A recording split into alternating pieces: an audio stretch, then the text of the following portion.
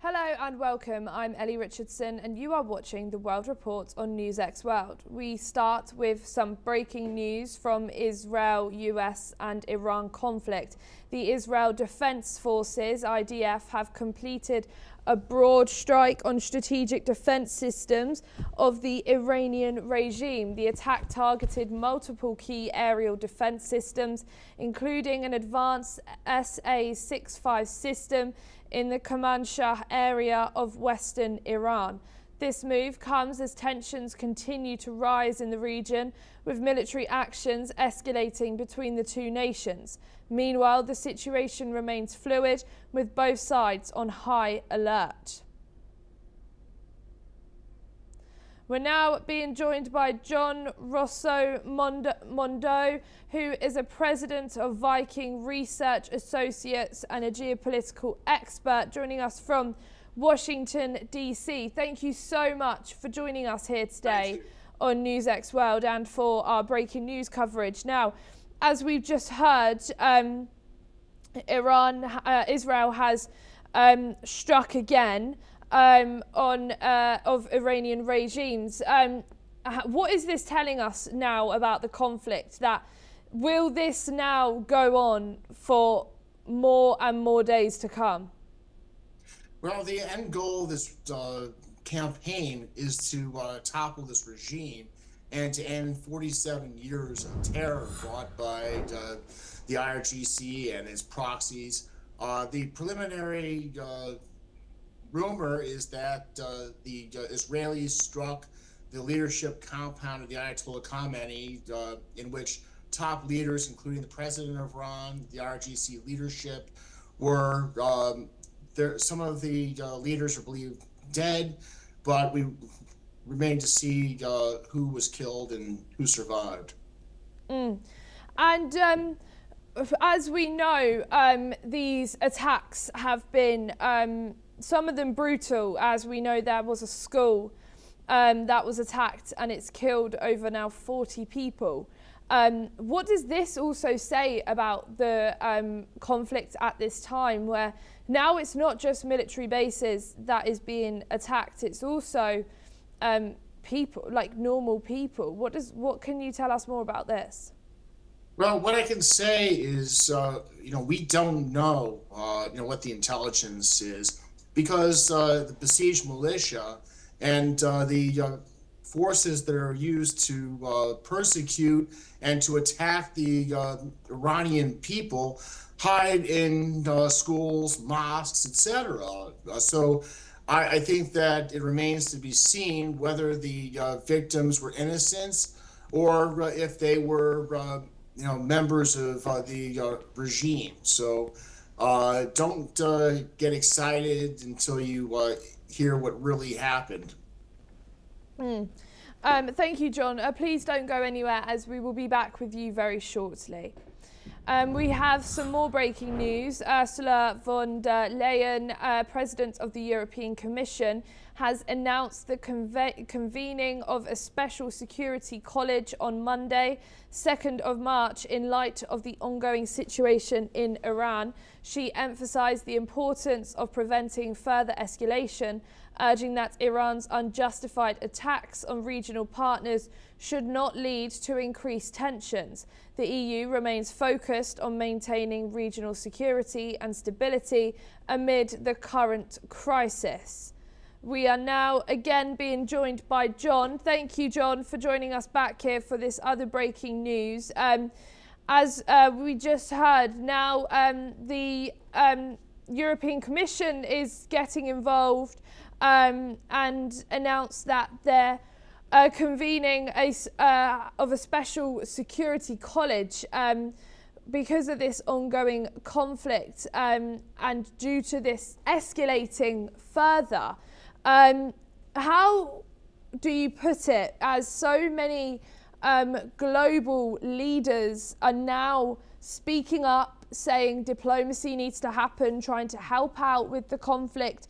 What does this tell us about the conflict, that so many blocs, groups, leaders are now getting involved? Well, I think that the Iranians have built strong networks in Europe, and also, with well, allied groups and organizations. So it's not surprising that they'll say let diplomacy work. But the question is, what does diplomacy accomplish with this regime? It only accomplishes hiding the ball and a continuation of the sort of belligerency that led to this conflict in the first place. And with these strikes going on, and as we just said, the global leaders are getting involved, and we've also just recently heard that Germany, France and the United Kingdom have had talks together.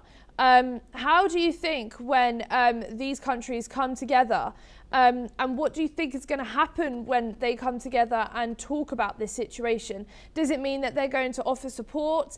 They're going to offer military action? Like, what does this mean? Well, I just think that they're just going to talk. I think that they've shown in Ukraine that they're less than serious in confronting belligerency. They have large Islamic populations now, and they want to avoid any kind of unrest because the Islamic Revolutionary Guard Corps could just as easily turn on them. Thank you, John. Please don't go anywhere as we'll join back with you shortly. We have got some more breaking news. According to reports, the death toll from an Israeli airstrike on a girls' primary school in southern Iranian town of Minab has risen to 85. The attack targeted a school in Hormozgan province. We're now being joined by Ross Feingold, who is a political analyst joining us from Taiwan. Thank you, Ross, for joining us here on NewsX World and for these latest breaking developments that are coming in. Unfortunately, we have heard that the death toll from this strike has risen again to 85. What does this new figure and what does this strike tell us about the conflict?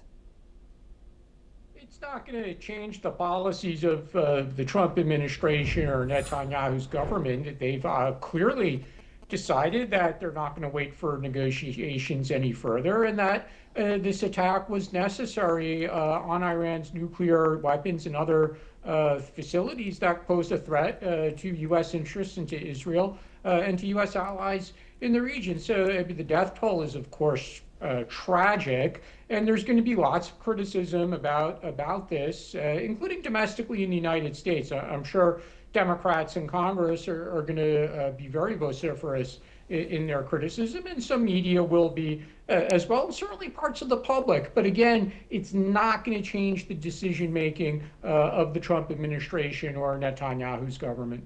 And what responsibilities do international bodies have in helping with these incidents to also ensure that more civilians aren't getting hurt, as we were told at the very start that they were just targeting military bases?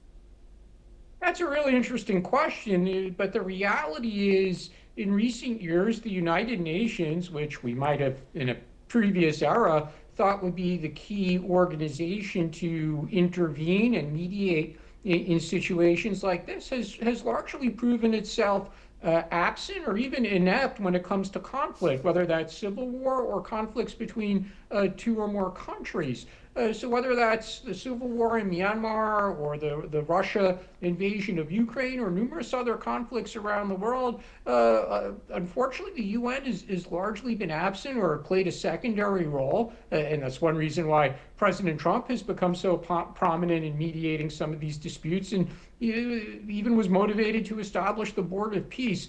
So I would have zero expectation that the UN could play a role. Now, there are organizations that bring together the Persian Gulf countries. There are organizations that bring together Muslim countries. But the problem there is Iran doesn't have many friends in those organizations. Now, those organizations certainly have an interest and bring this conflict to a quick close. But I think they'd be reluctant to anger the United States, frankly. And again, I think they have to acknowledge the truth, which is Iran is posing a threat. So those organizations might try to play a role, but again, I don't think their words or their meetings would change when the U.S. and Israel decide that the attack has achieved its goals and should be called off.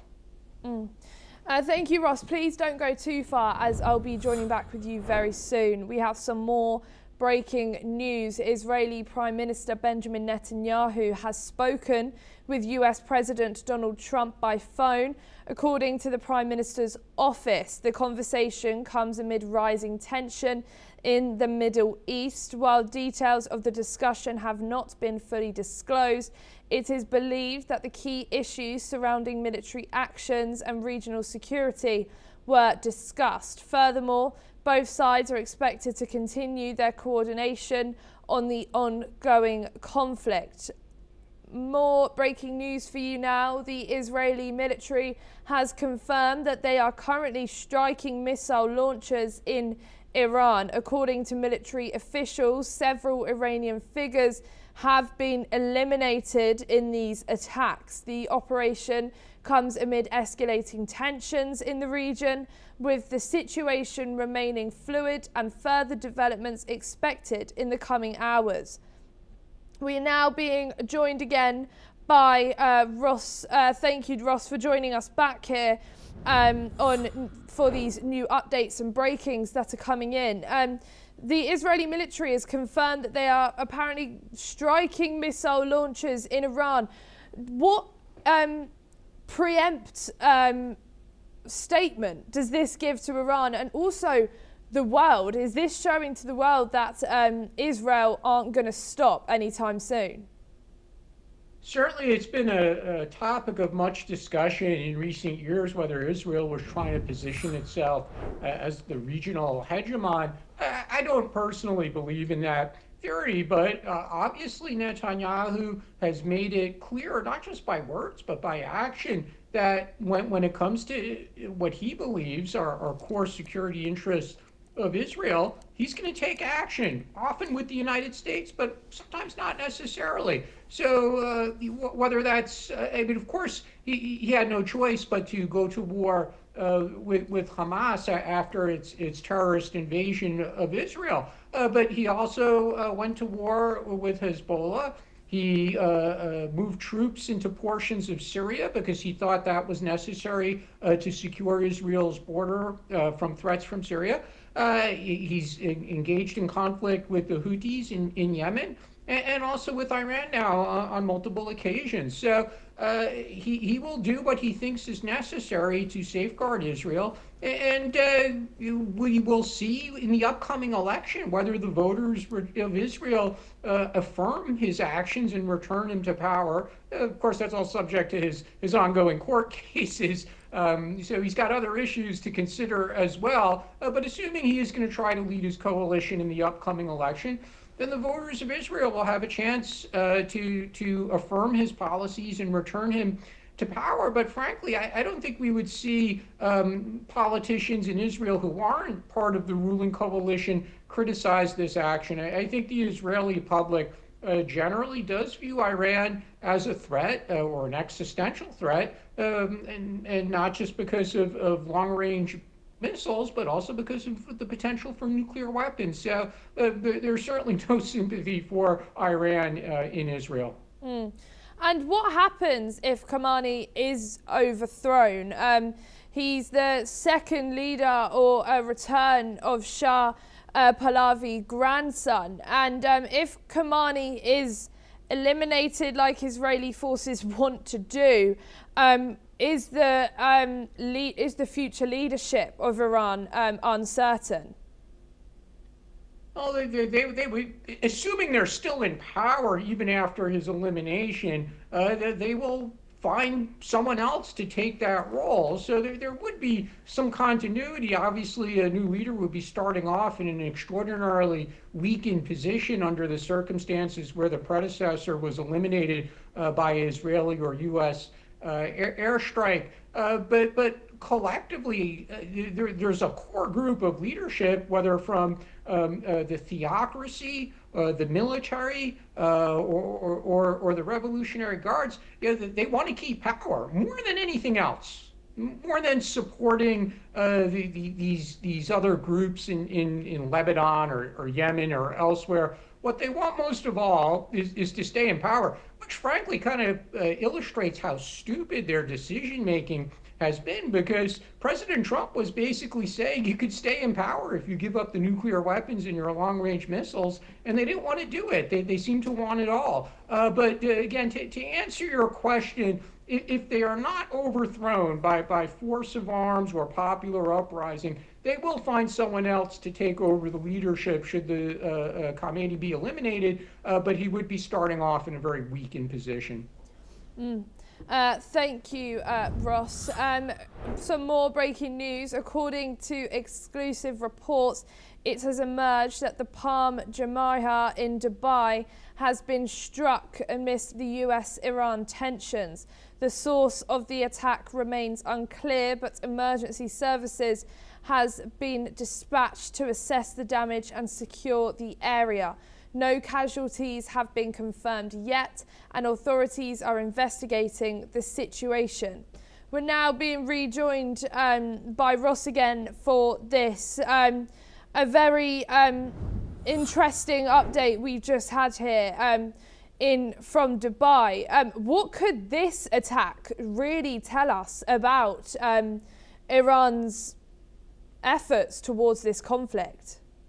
Well, for starters, it shows that they do have some capability. Clearly, their ability to retaliate is not fully degraded, and the countries around the region, obviously Israel and the United States, know that they face the real threat of incoming attacks from Iran as long as this conflict continues. I don't think that the neighboring countries like the UAE and others wanted conflict, and they made that clear. They preferred negotiations to continue, even though they are not friends of the regime in Iran. But the key thing to watch here in the aftermath of these attacks on countries in the region by Iran is, will the leadership of those countries harden their views? Will they participate in their own retaliatory strikes on Iran? And then also, what will be the public reaction? Because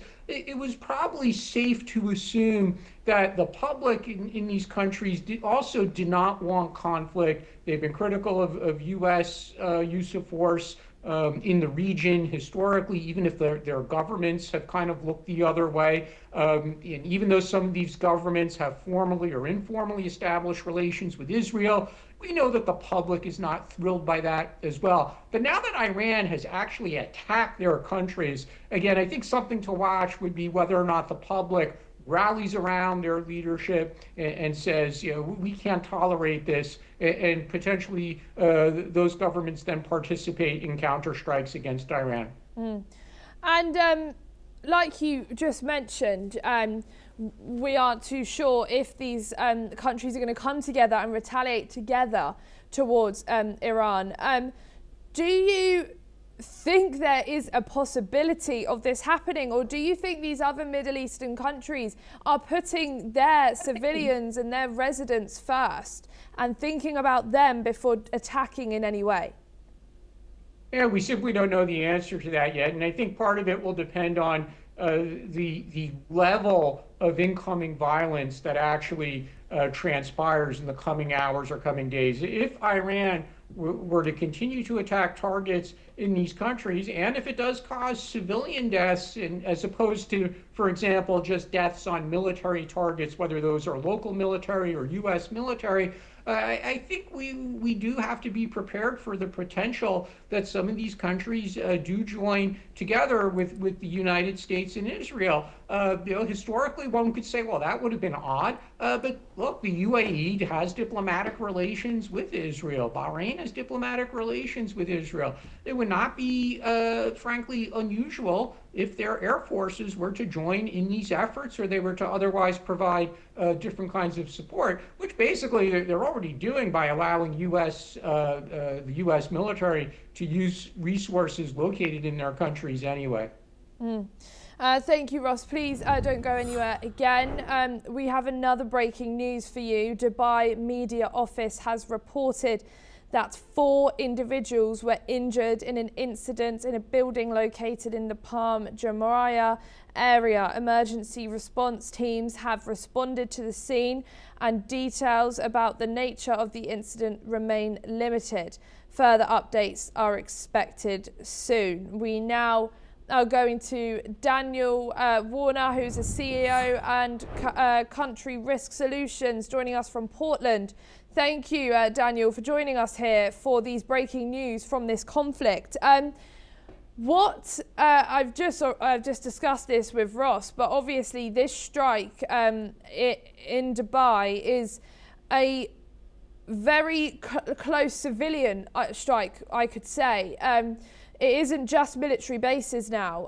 It's now going to residents of the countries. How do you think this is changing the conflict's output now? This just serves to emphasize how uncertainty is all-encompassing in a situation like this. The unknown unknowns are the things that are going to shape the nature of this conflict.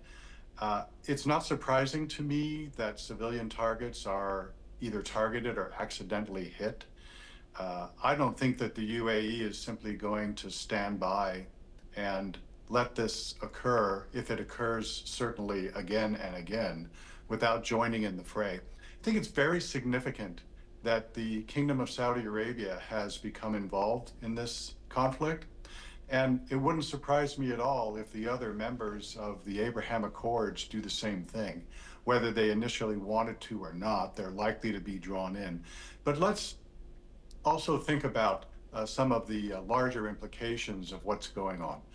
We know that oil traffic is going to be disrupted. That's going to have a big impact on markets on Monday. It's going to have a big impact on global trade.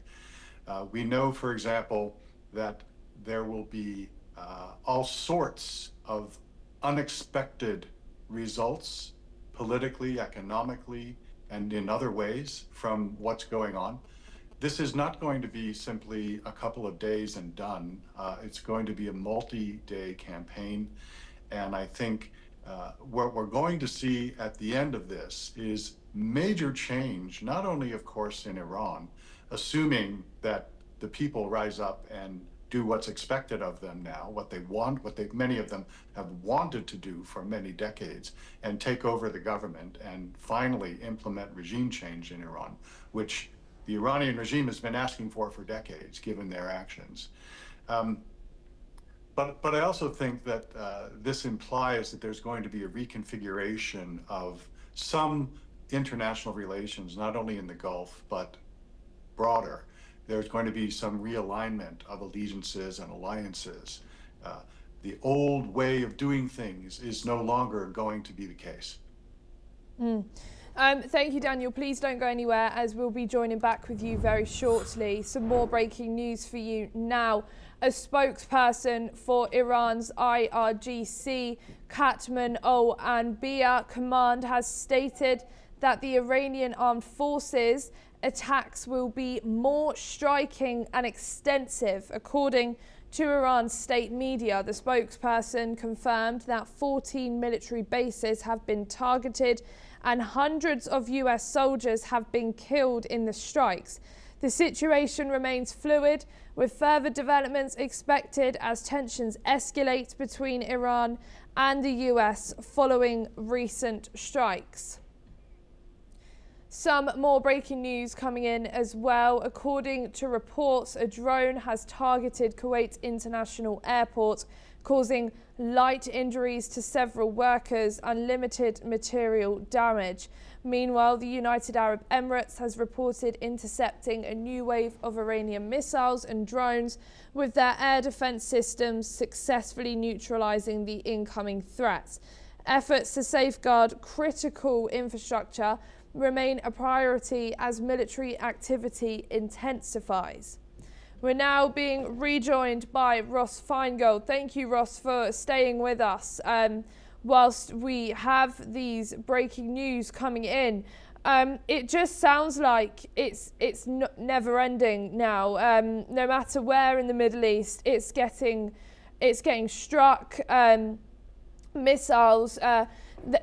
Some of them may be intercepted, but some of them are not, and they are starting to injure people. How do you think now Middle Eastern officials are going to have to respond to this? Do you think they are, or do you think they're going to not bother?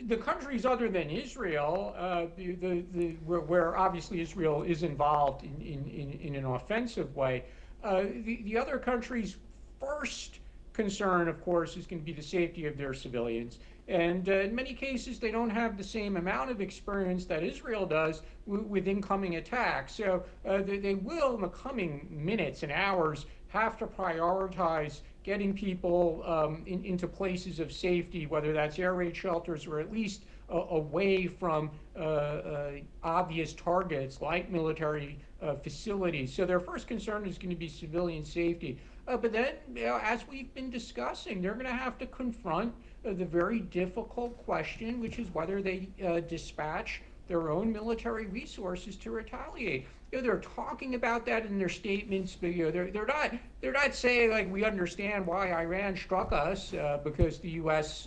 utilized resources based in those countries. They're saying the opposite, right? They are criticizing Iran. They are extremely angry about being targeted. And if Iran does continue to attack their countries, if it does continue to cause death or injury to civilians, then they're really going to have no choice. And of course, the United States and Israel will say, you are welcome to join us. We'd be happy to have you as part of this coalition. Thank you, Ross. Please stay with us again. Next up, Democrats in the US Congress are calling for swift action on war powers resolution votes following overnight strikes launched by the Trump administration on Iran. The strikes aimed at crippling Iran's military capabilities and fostering regime change have sparked backlash as President Trump authorized the military action without congressional approval. This has led to renewed calls for congressional intervention. Senator Tim Kaine urged immediate Senate action, stating that the body should return to session and vote on his war powers resolution to block US forces' involvement in hostilities against Iran. He condemned the strikes as unnecessary and dangerous, calling for every senator to publicly register their position on the matter. Senator Andy Kim echoed Kaine's calls, emphasizing the need for Congress to reassert the will of the American people, who he believes do not want further military engagement. While the Senate is set to return on Monday, the House is not expected to reconvene until Wednesday. Secretary of State Marco Rubio reportedly briefed the House Speaker, Mike Johnson, and the Gang of Eight, a group of key lawmakers, before the strikes were carried out. Critics of the operation, including Senator Mark Warner, expressed concerns that the administration acted without sufficient congressional authorization, accusing the administration of relying on misrepresented intelligence to justify military action. On the other hand, congressional hawks, including Senator Lindsey Graham, praised the strikes, calling them necessary to weaken Iran's regime. Graham emphasized that the operation would be violent but justified in removing the threat posed by Iran's leadership. Meanwhile, US Representatives Thomas Massie and Rohit Khanna have both expressed strong opposition to the ongoing war with Iran, calling it a violation of America First principles. Massie announced plans to work with Khanna to force a congressional vote when Congress reconvenes, stressing the reconstitution requires it.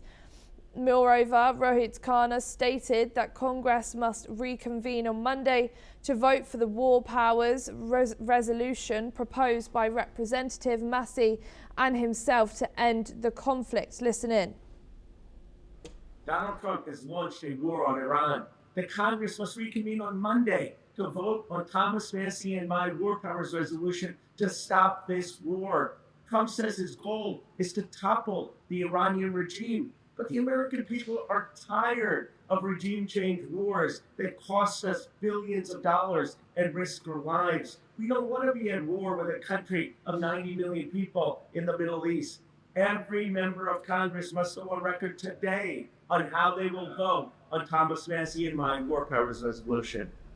We are now being joined again by Daniel Warner. Thank you, Daniel, for staying with us and joining us back here for this. As we've just heard, Congress didn't know about this, and they aren't the Senate's aren't very happy at all. What do you think, if they do meet on Monday, is going to be the tone of the meet? What do you think is going to happen? Well, as we know, this is all about partisanship. I'm not at all convinced that they will reconvene to take this vote, but if they do, I think it'll be strictly along partisan's line, and I think the measure from Senator Kaine will not pass. Anyway, it's a little late for that, I think. President Trump hasn't paid much attention to Congress since he came back to office, and I don't expect him to start paying much attention to Congress now. So if he is willing to thwart the proclamations of the Supreme Court, why wouldn't he thwart the proclamations of the Congress? The horses have left the barn, and this thing is underway, and nothing is going to stop it from the U.S. perspective. Only history is going to be the judge about whether this was a smart or a foolish decision. My own view is that this has been decades in the making, and I don't think that the recent negotiations with the Iranians were meant to succeed, at least from the U.S. side. Presumably also not from the Iranian side. I mean, they've been masterful at stringing the U.S. and other parties along for many, many years without actually doing what they said they were going to do in many cases. And in this case, if they were serious about these negotiations, they would have said, you're right, we're going to stop everything.